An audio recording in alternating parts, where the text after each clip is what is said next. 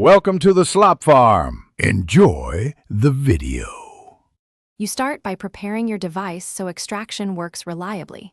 First, enable installation from unknown sources only if needed, because you will install an extractor. Install a reputable APK extractor or a full file manager that lists installed packages. You must grant storage and package access permissions so the app can read APKs. Without them, it cannot export files. Once done, open the extractor and look for an Installed Apps or APKs section. Now you can view and select the APK you want to pull. You now perform the extraction.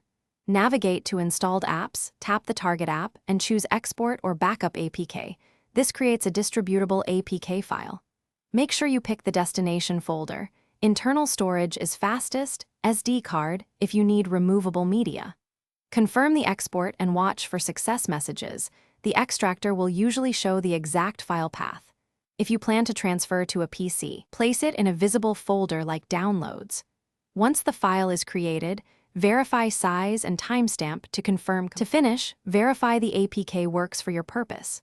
Check file size and, if necessary, inspect signing status because system apps may be signed differently. Transfer the APK using USB file transfer, cloud storage, or a DB pull from the device.